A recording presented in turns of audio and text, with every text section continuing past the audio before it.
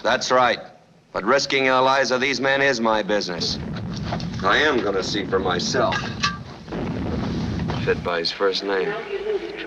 I've known them since they were kids. Don't worry about them, Colonel. Did you know Cary Grant, Marlene Dietrich, and Greta Garbo were not just the only ones who were spies? There were many more in old Hollywood who were secretly spies. Let's start with part 2 of the Golden Age actors who were secretly spies. Douglas Fairbanks Jr., the swashbuckling commander of deception. The son of a silent film legend and a matinee idol in his own right, Douglas Fairbanks Jr. had adventure running in his blood. On screen, he dueled with pirates and danced with starlets. But his greatest exploits came in uniform during World War II. Fairbanks didn't just lend his face to war bond drives. He went overseas and became a pioneer of tactical deception for the U.S. Navy. As a naval officer, he helped devise cunning ruses to fool the enemy, essentially turning warfare into a stage for some high-stakes acting. By the end of World War II, Fairbanks Jr. had risen to the rank of captain and was awarded medals for ingenious special operations that read like chapters from a spy novel. In 1941, Fairbanks Jr. enlisted in the Navy, determined to serve actively. Thanks to his pre-war travels and connections, he was seconded to work closely with the British Royal Navy in the European theater. There, Fairbanks learned about special deception units, small teams that used illusion and subterfuge to confuse the enemy. Taking inspiration from the British commandos, Lieutenant Fairbanks proposed a similar concept for the U.S. Navy. The result was the creation of the Beach Jumpers, a top-secret special warfare unit specializing in tactical deception, with Fairbanks as one of its founding leaders. What did the Beach Jumpers do? Imagine a handful of boats at night, racing close to enemy-held coasts in the Mediterranean. They carried powerful speakers blasting the recorded noise of a much larger invasion fleet, along with smoke machines and special reflectors to simulate whole flotillas on enemy radars. Under Fairbanks Jr.'s command, these teams created phantom armadas. For instance, in 1944, before the Allied landings in southern France, Beach Jumpers staged a Hollywood-style diversion off the Riviera, fooling German defenders into thinking a major landing was happening miles away from the real one. The ruse worked brilliantly, drawing enemy troops and fire toward the decoy, while the actual invasion met less resistance. Fairbanks' unit also snuck behind enemy lines to plant fake radio transmitters and deliver false orders in German, further sowing chaos. Essentially, he and his men were directing an elaborate play, with the German military as the unwitting audience. The actor-turned-officer even coordinated with British intelligence on broader deception plans, like mimicking convoy movements to mislead U-boats. One might say, Fairbanks produced the ultimate war drama. After the war, the details of Fairbanks Jr.'s missions remained classified for decades. He rarely spoke of them, having sworn secrecy. But records now show he earned the U.S. Navy's Legion of Merit and the British Distinguished Service Cross for his innovation and bravery. Fellow officers marveled that a Hollywood figure adapted so readily to commando life, slogging in landing crafts, braving artillery fire. But those who knew him weren't surprised. Douglas Jr. always idolized his father's swashbuckling roles. Now, he was living one for real. A British admiral later quipped that Fairbanks outer-rolled Errol Flynn in heroics. In reflecting on his wartime career, Fairbanks Jr. said the deception work appealed to his creative side. It was like producing a movie, a deadly serious one. Indeed, his Beach Jumpers put on the show of a lifetime, on midnight seas under enemy searchlights. And like any great actor, he convinced his audience, the Germans, to believe the illusion. When we recall dashing Douglas Fairbanks Jr. swinging a sword on screen, we can also remember him in Navy khakis, orchestrating one of World War II's great strategic feints. This Hollywood pirate truly earned his sea legs, turning the tide of battle with imagination as much as courage. Eddie Albert, the circus clown spy of World War II. Long before he was known as the lovable city slicker farmer on TV's Green Acres, Hedy Lamarr performed one of the boldest spy missions undertaken by a Hollywood actor in World War II. In the early 1940s, with war looming, Lamarr stepped away from a budding career to serve his country, not just with a rifle, but with a camera and a heck of a cover story. Disguised as a circus entertainer touring Latin America, Hedy Lamarr became an undercover agent, gathering intelligence on Nazi activities in the Western Hemisphere. His life for a time was straight out of a pulp adventure comic. The actor turned spy joining a traveling circus, clowning by day and spying by night on enemy submarines lurking off foreign shores. The assignment came before America's entry into World War II. By 1941, U.S. military intelligence was very concerned about German U-boats and agents operating in Central and South America. Hedy Lamarr, who spoke Spanish and had a sense of adventure, was recruited by Army intelligence to investigate reports of Nazi naval operations in Mexico. He hatched a daring plan.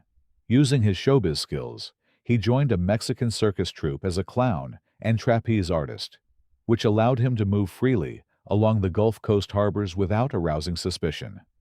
With grease paint on his face and oversized comic shoes on his feet, Lamarr traveled from town to town, performing for crowds, and all the while documenting secret German submarine refueling stations and gatherings of Nazi sympathizers in port cities. He carried a hidden camera to snap photos of coastal installations and German ships sneaking into harbors. "I was taking pictures of real clowns, German agents, while dressed as a clown myself," he later joked. It was deadly serious work. Nazi subs were indeed prowling the Gulf of Mexico, sinking Allied ships, and the intelligence he gathered proved vital. After each covert recon trip, Lamarr would hand off his film and notes to Navy intelligence contacts. On September 9, 1942, satisfied with his findings, he returned to the U.S. and promptly enlisted in the Navy. What followed was yet more heroism. As a Navy lieutenant, Hedy Lamarr saw brutal combat in the Pacific. He piloted landing craft during the invasion of Tarawa in 1943, where he famously braved enemy fire to rescue 70 wounded Marines trapped offshore. For that, he earned the Bronze Star with Combat V. But it's his earlier espionage escapade that stands as one of the most unique chapters in Hollywood military lore. In effect, Hedy Lamarr wrote, directed, and starred in his own spy caper, with real Nazis as villains. Few of his fellow performers realized that the earnest, blue-eyed actor cracking jokes under the big top had been secretly snapping pictures of German U-boats by the docks. Only decades later did details emerge. Naval archives and Albert's own modest recounting confirmed that under his birth name, Edward Heimberger, he undertook independent forays into Mexico undercover as a trapeze artist, gathering information and taking pictures, handing it all over to Navy intelligence. It sounds like a movie script Hollywood never made, perhaps because the real thing was needed first. And indeed, life eventually imitated art. In a twist, after the war, Lamarr portrayed a harried U.S. intelligence officer in the film Operation Petticoat, trying to thwart Japanese ships. He brought authenticity to that role, likely recalling his own adventures tracking Axis subs. Hedy Lamarr's transformation from entertainer to spy and back to entertainer is a testament to ingenuity and patriotism. Unlikely as it was, it succeeded brilliantly.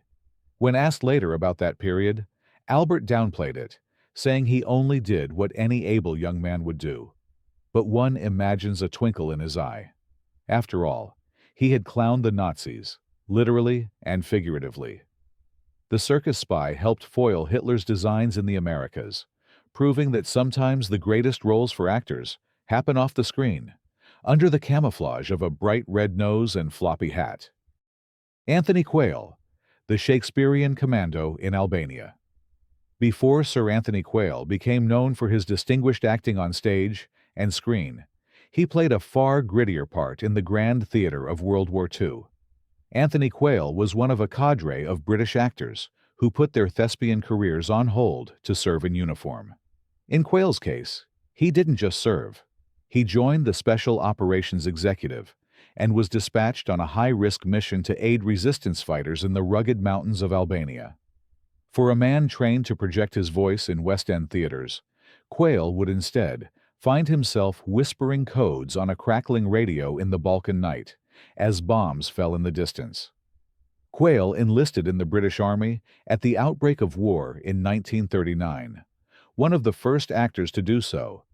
By 1943, as a major, he volunteered for SOE, Churchill's infamous Ministry of Ungentlemanly Warfare, which conducted espionage and sabotage in occupied Europe. On New Year's Eve 1943, Major Anthony Quayle was parachuted into Nazi-occupied Albania, along with a radio operator, tasked with supporting local partisan fighters against German and Italian forces. It was a mission few envied. Albania's partisan factions were notoriously fractious. The terrain was inhospitable, and winters were brutal. For over 3 months, Quayle trudged through snow-covered passes, coordinating drops of weapons and supplies, and relaying intelligence back to SOE headquarters. He became a liaison between the Albanian communist partisans and British command, a delicate role requiring diplomacy and steel nerves. In one instance, Quayle's group was nearly betrayed to the Nazis by a local informant. He had to organize a quick escape over treacherous mountains, suffering frostbite and illness. He later humorously noted that any acting skills he possessed were used to convince both the partisans and the enemy of things that weren't true. Essentially, small acts of deception to survive and complete his mission. Quayle endured bouts of malaria and jaundice in the field, and had several close calls with German patrols. By early 1944, severely ill, he was extracted back to Allied lines. Though his time in Albania was short, it left a profound mark on him. He reportedly kept a diary that became the basis for a post-war novel, 8 Hours from England, a thinly veiled account of an SOE officer's tribulations in the Balkans. In it, the protagonist's exhaustion, fear, and resolve mirror what Major Quayle experienced. For his courage, Anthony Quayle was mentioned in dispatches, and he returned to military service in Europe for the remainder of the war. But once victory was secured, Quayle stepped back onto the stage, perhaps finding that delivering Shakespearean soliloquies was a tad less stressful than dodging Nazi bullets. He rarely spoke in depth about his SOE days. Like many veterans, he left the secrets in the shadows. However, he did credit those years with giving him a certain gravitas that benefited his acting. Indeed, when you watch Quayle as a British officer in war films, there's an authenticity in his weary, steady gaze. He wasn't just playing a part, he lived it. Anthony Quayle's story is a testament to countless artists who traded the limelight for the fog of war, serving without fanfare. The British stiff upper lip he often portrayed was no act. It was forged in real adversity. In Albania's harsh hills, Major Quayle directed a deadly, serious drama of sabotage and survival. That he later directed and acted in theater was almost trivial by comparison. Sir Anthony Quayle emerged from the war both haunted and tempered, a real-life action hero whose tale remained largely untold, overshadowed by the fictional heroes he later played. Basil Rathbone, Sherlock Holmes in No Man's Land. With his piercing eyes, aquiline nose, and crisp English enunciation, Basil Rathbone became world-famous for portraying the brilliant detective Sherlock Holmes on film. But decades before donning Holmes's deerstalker hat, Rathbone served in the killing fields of World War I, where he performed feats of stealth and courage that sound like something out of an adventure novel. As a young British Army officer, Basil Rathbone became an intelligence scout on the Western Front, crawling through mud and shellfire to gather critical information on the enemy. His penchant for disguises and cunning tricks in those days could make one believe he truly was a detective, or perhaps a very resourceful spy. Rathbone enlisted in 1915 and soon joined the Liverpool Scottish Regiment as a second lieutenant. By 1917, in the trench warfare stalemate, he was appointed as a battalion intelligence officer, responsible for leading reconnaissance patrols into no man's land between the British and German lines. This was incredibly perilous work. Under cover of darkness, Rathbone and a couple of hand-picked men would slither out through barbed wire, often within earshot of enemy trenches, to gauge German positions, wire obstacles, and troop numbers. He'd then sneak back before dawn and compile reports on what he saw. Many of these reports were masterpieces of invention. Rathbone admitted wryly, noting that sometimes conditions were too dangerous to see much, so he had to make educated guesses to satisfy his superiors without unnecessarily risking lives. The imagination that later helped him portray Holmes was already in play, spinning acceptable news items from scant observations. But Rathbone's boldest gambit came in mid-1918. Frustrated by how little one could discern on moonless nights, he volunteered to do the unthinkable, lead a patrol in broad daylight. To avoid instant death, Rathbone proposed that they wear special camouflage suits to blend with the blasted landscape. His superiors, incredulous, allowed it. So, one early morning at 5 a.m., Rathbone and two comrades crawled out disguised as trees, literally clad in camouflage netting, twigs, and face blackening, inching their way amidst the wreckage of no man's land. The audacity paid off. The trio managed to remain undetected for hours, lying still as stone, directly observing German trench activity in daylight. Rathbone gleaned valuable intelligence on enemy trench layouts and routines. Flushed with this success, that same week, Rathbone led a follow-up mission, a daylight raid to capture a German prisoner for interrogation. Again camouflaged, they crept close, then stormed a section of trench. In a stroke of luck, they overpowered a solitary German sentry. Rather than engage in a firefight that would cause suicide, Rathbone decided to retreat swiftly with their captive. They dragged the prisoner back across no man's land, bullets whizzing past as the alarm was raised, but miraculously, all three Britons and their bewildered German quarry made it back alive. For these exploits, Lieutenant Rathbone was awarded the Military Cross for bravery. This chapter of Basil Rathbone's life remained largely unknown to his film fans. But in his autobiography, In and Out of Character, he recounted the surreal experience of wearing a tree costume to fool the enemy. One can't help but see a line from Rathbone's wartime daring to his later career. To become invisible in plain sight, is that not the essence of great acting, as well as great spying? Basil Rathbone did it first as a soldier, outwitting the Germans with theatrics of war, and later as Sherlock Holmes, outwitting villains on screen with theatrics of deduction. Though he became synonymous with Holmes's phrase, "the game is afoot," Rathbone had already played the ultimate game of cat and mouse on the front lines of WWI. He swapped the stage for the trenches, traded play acting for actual espionage. It adds a poignant depth to his on-screen authority. When Rathbone's Holmes dons a disguise or sneaks up on an adversary, perhaps he's drawing on memories of creeping through no man's land in that bizarre leafy suit. In life as in film, Basil Rathbone proved a master of disguise and nerve, a real-life drama that earned him medals to go along with his later Oscars and Tonys.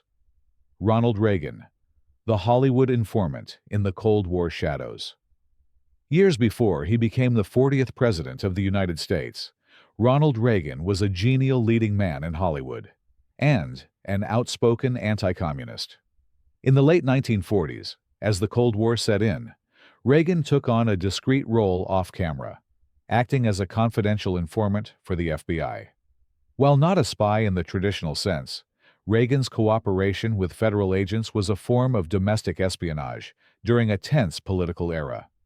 He used his insider status in the film industry to feed the FBI information about suspected communist influence in Hollywood. Reagan's involvement began when he was president of the Screen Actors Guild in the 1940s. Hollywood was under scrutiny for allegedly harboring communist sympathizers. Writers, actors and directors who might insert propaganda into movies or agitate for Soviet interests. J. Edgar Hoover's FBI was determined to monitor and neutralize this perceived threat. Reagan, fiercely patriotic and wary of communist ideology, was a natural ally. According to declassified FBI files, agents approached Reagan around 1946, and he agreed to share what he knew about subversive activities in Hollywood. He was given the codename T-10 in FBI records, a confidential informant of minor importance, as the Bureau later described his status. What did informant T-10 do? By all accounts, Reagan reported names of guild members or Hollywood figures whom he thought had communist leanings, or who were trying to exert communist influence in SAG meetings. He also relayed general moods and incidents. For instance, telling agents about a heated meeting where someone proposed that studios should hire more leftist writers. One FBI memo notes Reagan's information often mirrored what was already publicly known, suggesting he wasn't digging for dirt so much as confirming suspicions. Importantly, Reagan apparently balked at some of the heavy-handed tactics. At one point, he told the FBI he opposed witch hunts and didn't want innocent people harmed. Yet he continued to cooperate, believing that quiet vigilance was necessary to keep the Screen Actors Guild free of subversion. In October 1947, Reagan even testified in front of the House Un-American Activities Committee. Unlike some friendly witnesses who named dozens of colleagues, Reagan trod a careful line. He spoke generally about communist attempts to influence Hollywood unions, but did not sling accusations at specific individuals on the public record. Privately, however, his FBI reports did mention certain names, which likely contributed to those people being blacklisted. It's a complex legacy. Reagan felt he was protecting the film industry from totalitarian ideology, while others argue it abetted a climate of fear. It's intriguing that while Reagan was feeding the FBI tidbits, he was also under a bit of FBI watch himself at first. Initially, the Bureau checked him out, as they did many public figures, to ensure he wasn't a security risk. Ironically, they quickly flipped him into an asset. An FBI teletype from 1947 lists Reagan as a potential target for Soviet propaganda due to his influence, indicating Hoover's keen interest in him either way. Reagan's FBI connection remained secret until the 1980s, when a San Jose Mercury News article blew the whistle. Even then, Reagan shrugged it off, saying he only reported Communist Front activities that were widely known. The Los Angeles Times in 2010 noted Reagan told the Bureau what he told others publicly, and that agents came to him, not vice versa. In essence, Reagan didn't see himself as a snitch, but as a concerned citizen cooperating with law enforcement in troubled times. So, while Ronald Reagan never prowled behind enemy lines or cracked codes, his role as an FBI informant places him in the tapestry of Hollywood's espionage saga. In those uncertain post-war years, one of Tinseltown's affable leading men was quietly keeping tabs on political intrigue. It's a reminder that spycraft isn't always cloak and dagger. Sometimes it's a phone call from a movie star's office to an FBI handler, exchanging gossip and gut feelings. Reagan later joked that his Hollywood years prepared him for politics. Perhaps being an informant, balancing ideals, loyalties, and the script given by G-men, was part of that training, teaching him the subtle art of real-world intrigue in a town built on illusions. David Niven, from the Sandhurst Barracks to Covert Missions. With his polished British accent and mischievous twinkle, David Niven became synonymous with debonair leading men in films like Around the World, in 80 Days, and Separate Tables. Before winning an Academy Award, Niven had already led a life of considerable adventure. Raised partly at the prestigious Royal Military College at Sandhurst, he began his military career well before stardom beckoned. When World War II erupted, Niven was one of the first British actors to hurry home from Hollywood to rejoin the Army. He initially served with the Rifle Brigade, but soon caught the eye of British High Command for possible intelligence operations. While details remain partially classified, it's believed that Niven performed occasional liaison work for the British commandos and aided in phantom signals reconnaissance, a secretive unit specialized in intercepting enemy communications and coordinating Allied positions in real time. Niven's natural charm was said to be an asset. He could move among officers of various Allied nationalities and glean intelligence without raising suspicion. Amid the Blitz and the looming threat of Nazi invasion, Britain urgently needed both conventional and unconventional soldiers. Officers like Niven, who had connections across continents, including Hollywood's elite, were valuable for special assignments that combined diplomacy, reconnaissance, and morale building. He occasionally ran missions with other well-known gentleman warriors, forming an informal circle of upper-crust officers who doubled as intelligence conduits.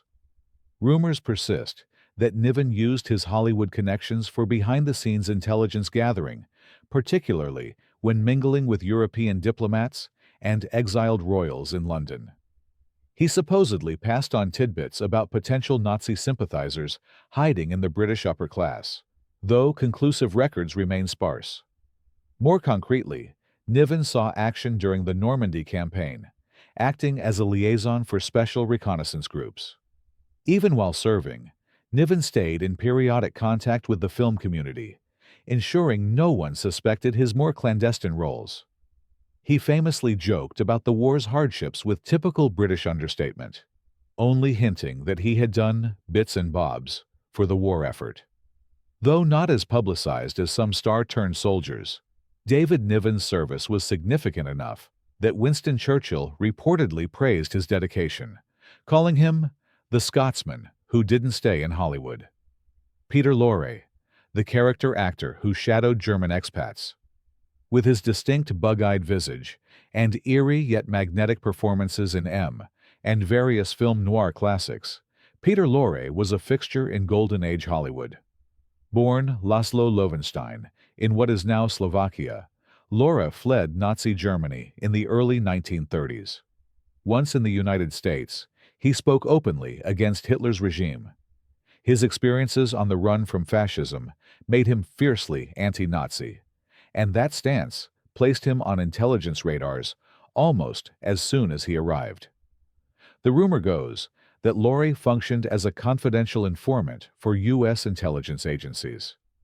Because many German émigrés, both innocent and suspicious, had also landed in Los Angeles, the FBI and other agencies kept tabs on émigré enclaves.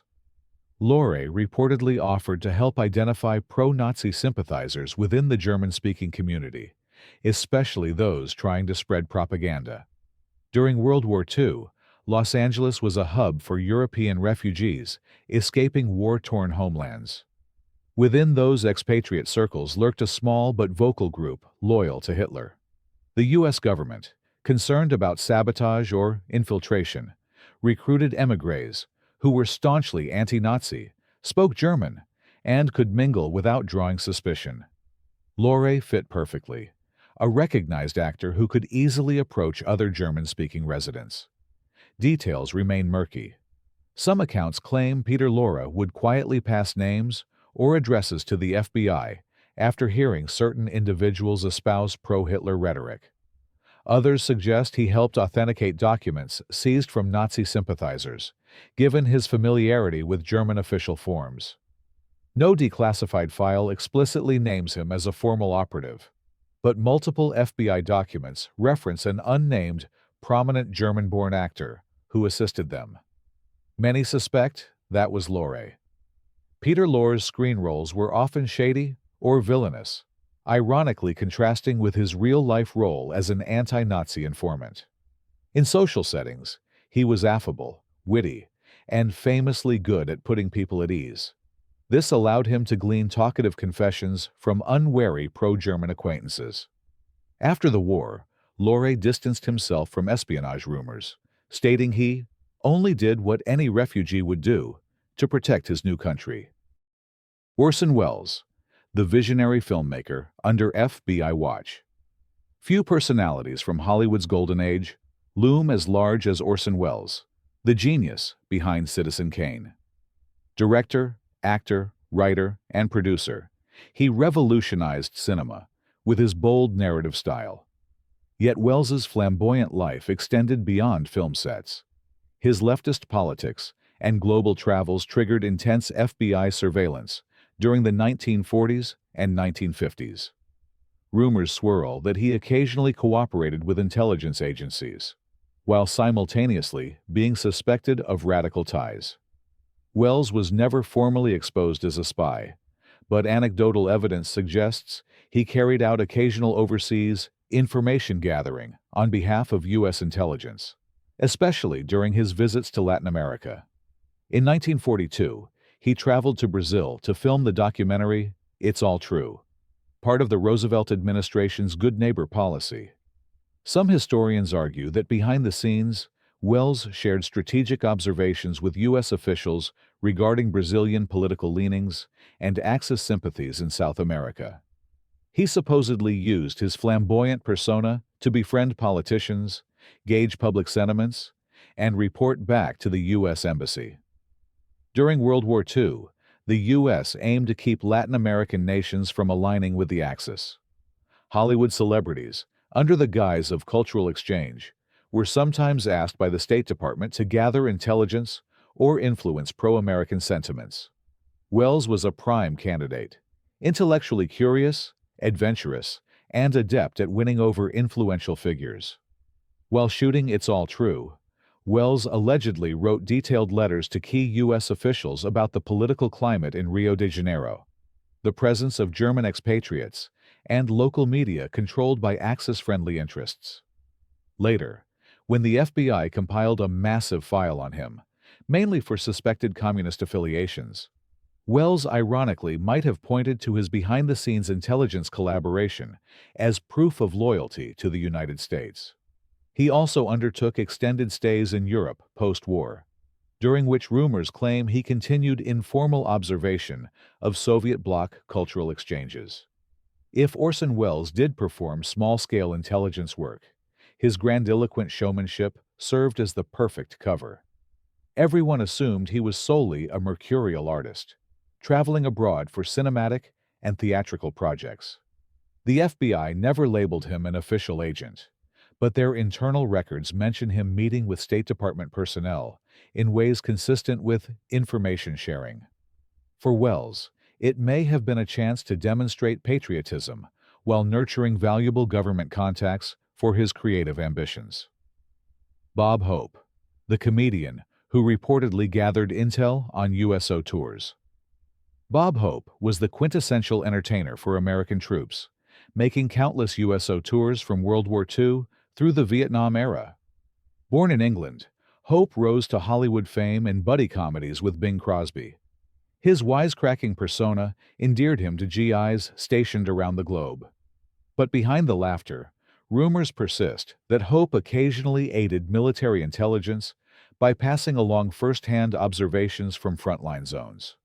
While not a spy in the cloak and dagger sense, Bob Hope performed morale missions that took him to remote bases, sometimes mere miles from active combat.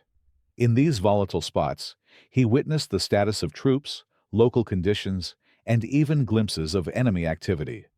Military intelligence allegedly asked him to informally note anything unusual, like suspicious local traders near bases or morale issues that could undermine operational security. If an airfield's defenses looked weak, or if local leaders harbored anti-American sentiments, Hope might quietly convey those insights up the chain of command. Throughout World War II and the subsequent conflicts, USO shows weren't just about entertainment. They also served as an opportunity for the military to measure troop morale and glean real-time intel from areas generals couldn't always visit. Celebrities like Bob Hope had unprecedented access to the rank and file and local civilians. Army officials recognized that a traveling star might notice everyday details that formal reports overlooked. During World War II, Hope visited North Africa, Italy, and the Pacific Islands, often performing outdoors in perilous conditions. After shows, he'd mingle with troops, hearing their gripes and stories. Allegedly, More than once, he signaled to his handlers that local civilians near the base were too friendly with Axis soldiers, or that certain black market dealings indicated infiltration attempts. During the Korean War, Hope privately reported on Chinese propaganda leaflets found on UN troops. Even if he never infiltrated enemy lines, his presence gave him an insider's vantage in war zones. Hope's comedic banter and comedic timing never wavered. In broadcasts back home, he rarely betrayed any seriousness beyond supporting the war effort. He remained a figure of jovial relief, with no one suspecting that some of his behind-the-curtain talks with military officers doubled as informal intel briefings. After the war, when asked about espionage rumors, Bob Hope simply joked, "I wasn't James Bond. I was busy being James Board," deflecting attention with trademark humor. Hedy Lamarr, the inventive star, rumored to have gathered Axis secrets. Known for her astounding beauty and roles in films like Algiers and Samson and Delilah, Hedy Lamarr was both a glamorous leading lady and a brilliant inventor. Born in Vienna as Hedwig Kiesler, she fled her native Austria in the mid-1930s after a troubled marriage to an arms dealer with ties to fascist Italy and Nazi Germany. Lamarr's experiences in that marriage and her escape fed rumors that she'd come away with valuable intelligence on Axis weaponry. While Lamarr is most celebrated for co-inventing a frequency-hopping communication system, many have speculated that she also contributed inside information about Axis technological developments. According to rumor, she gleaned details from her ex-husband's engineering contacts and quietly passed them to the U.S. government after she immigrated. Some claim the impetus for her invention with composer George Antheil was partly shaped by her knowledge of German torpedo control systems. Pour les aider. Et c'est pour ça que je suis ici ce soir et bien heureuse de faire. In the late 1930s, the Nazi regime rapidly advanced military technology, from guided bombs to sophisticated communications. Spies worldwide scrambled to acquire such secrets. Hedy Lamarr's ex-husband, Friedrich Mandl, was a wealthy munitions manufacturer who reportedly hosted high-level Nazi and Italian fascist officials at his home. Lamarr, though often treated merely as an ornament, was highly intelligent and fluent in the technical discussions swirling around her. Lamarr never officially labeled herself a spy. However, declassified documents show that she approached the U.S. Navy in 1940 with advanced ideas on jamming Axis radio signals controlling torpedoes. She also disclosed certain ballistic data that confounded American engineers. Whether she obtained that data from Mandl's circle or from her own ingenuity remains unclear. The rumor is that an undercover British operative first encouraged her to share everything she recalled from those arms dealer conferences. Although the Navy was slow to implement her ideas, historians suspect her technical insights had an impact on Allied research into guided weapons. To Hollywood's public, Hedy Lamarr was an exotic star, known for breathtaking on-screen magnetism. Only a few in her inner circle recognized the brilliant mind at work behind the scenes, drafting technical diagrams amid script rehearsals. She continued starring in major productions throughout the war, maintaining an appearance of detachment from politics. Meanwhile, certain U.S. officials recognized that the most beautiful woman in the world had also become a secret weapon in the fight against Axis aggression. Frank Sinatra, crooner or confidential informant. During the 1940s and 1950s, Frank Sinatra soared to superstardom with his velvety voice, forging a new model of the American entertainer. But Old Blue Eyes also had a well-known proximity to organized crime figures, relations that sometimes put him in precarious positions. Less talked about is the whisper that Sinatra occasionally cooperated with the FBI, either to protect himself or to feed them morsels of information about mafia circles. Sinatra was not an intelligence agent in the typical sense. Rather, he was rumored to be a confidential contact for federal investigators.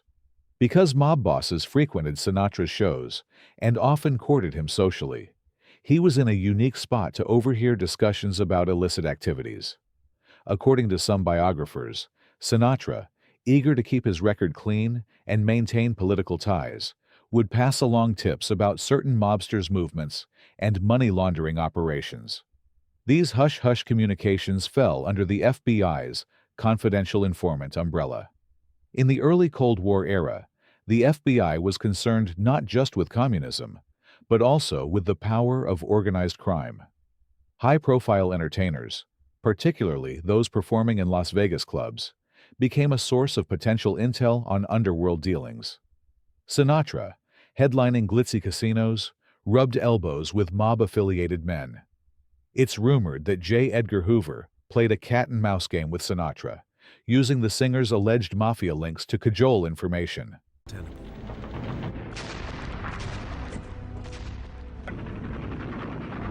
Declassified FBI files confirm Sinatra was heavily monitored. The Bureau compiled a dossier thousands of pages thick. While much of it focuses on suspected mob ties, there are passages implying Sinatra cooperated at times, presumably to ward off deeper scrutiny. Some mafia associates later accused Sinatra of being a snitch when certain raids conveniently coincided with his presence. No direct evidence identifies him as a formal spy, yet the pattern suggests he may have engaged in self-preservation espionage, sharing minor intel to keep agents off his back. Throughout his career, Sinatra cultivated a stylish, charismatic public image. He rarely discussed the FBI or the mafia in interviews, beyond cheeky denials. By projecting swagger and confidence, he masked any covert dealings with law enforcement. Whether he served justice or simply served himself remains debatable. But for a singer whose voice melted hearts, Frank Sinatra also knew how to keep secret phone calls with federal agents well under wraps. Audrey Hepburn, teenage resistance courier in war-torn Holland. Long before Audrey Hepburn dazzled audiences in Roman Holiday or breakfast at Tiffany's, she was a teenager in Nazi-occupied Holland during World War II. Born in 1929, Hepburn spent her adolescence under the shadow of the German occupation. Through diaries and family accounts, it emerged that the future star took part in the Dutch resistance, delivering messages and occasionally performing secret tasks for the underground. Hepburn's involvement was small-scale yet perilous. As a young girl with a demure presence, she was less likely to attract Nazi suspicion. According to her son, Luca Dotti, she acted as a courier, transporting notes and occasionally food to Allied pilots hiding in safe houses. She also danced in underground charity performances to raise money for the resistance. While not an espionage mastermind, Audrey bravely risked her life doing errands that, if discovered, would have meant imprisonment, or worse. When the Nazis invaded the Netherlands in 1940, local resistance networks formed to sabotage German operations and aid stranded Allied airmen. Helped, guided, and given me so much. These cells relied heavily on couriers, often women and teenagers, who could slip past patrols on bicycles. Hepburn, with her genteel upbringing and British father, was an unlikely but effective messenger. Starvation was rampant, and the Gestapo's grip tightened each year. Still, many families quietly defied the occupiers, including Hepburn's. In one instance, Audrey was tasked with escorting a wounded British pilot from one safe house to another. She guided him through back streets in the dead of night, risking random checkpoints. Later in life, she hinted at these experiences, describing how fear sometimes paralyzed her. Yet she persevered, motivated by a hatred of fascism. This rebellious streak foreshadowed her dedication to humanitarian work as a UNICEF ambassador decades later. Of course, Hepburn's Hollywood stardom came after the war, so there was no facade to maintain at the time. But once she became an international icon in the 1950s, she seldom spoke publicly about her adolescence under occupation. Only in private interviews did she admit to the small but life-threatening role she played. For the world, she was the epitome of grace and elegance. John Wayne, rumors of a CIA connection against communists. In the pantheon of Hollywood legends, John Wayne stands tall as the embodiment of rugged American masculinity. Known for westerns like Stagecoach and True Grit, Wayne was also a fervent anti-communist who championed conservative politics. This strong political stance fueled persistent rumors that Wayne worked covertly with the CIA, or was at least approached by them, to conduct anti-communist activities during the Cold War. Unlike some of the other cases, John Wayne's alleged espionage never involved battlefield infiltration. Instead, it centered on the notion that Wayne might use his international stature to spread pro-American sentiment and identify communist sympathizers abroad. Some stories suggest that, during overseas location shoots, Wayne passed along observations regarding local leftist movements to U.S. embassies. Other outlandish rumors claim he was involved in CIA-backed plots to undermine communist regimes, though no solid evidence supports these extremes. Amid the hysteria of the McCarthy era, Wayne was a leading figure in the Motion Picture Alliance for the Preservation of American Ideals. He publicly condemned communism and even offered to hunt them down if the government needed. The CIA and FBI, always eager for star power to further their agenda, purportedly considered leveraging Wayne's popularity for political influence overseas, particularly in Latin America and Asia. A few anecdotal reports mention that U.S. officials would debrief Wayne upon his return from film shoots in countries with tenuous alliances. He allegedly named local fixers or actors he found suspicious. In one instance, Wayne apparently encountered attempted intimidation from Soviet agents during a visit to Panama. The tale says he promptly reported it to U.S. authorities. The CIA has never confirmed these episodes, and most remain hearsay, gleaned from second-hand accounts in unauthorized biographies. Being the Duke, John Wayne never had to hide his patriotism. He was vociferously outspoken about the Red Menace, so a secret arrangement with the CIA would have seemed consistent with his public persona. The difference is that if such an arrangement existed, he would have been acting on direct government requests.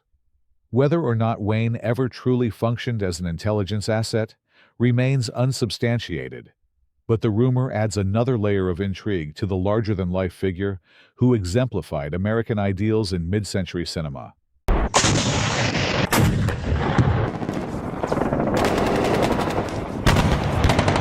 Hollywood's golden age gave us iconic stars, glamorous legends, and unforgettable stories on film. But behind the velvet curtain, some of Tinseltown's brightest lights were also stepping into dark corridors of espionage and clandestine operations. Whether it was Josephine Baker smuggling information in her sheet music, Cary Grant monitoring Nazi sympathizers, or David Niven coordinating hush-hush reconnaissance, they employed fame as the perfect cover.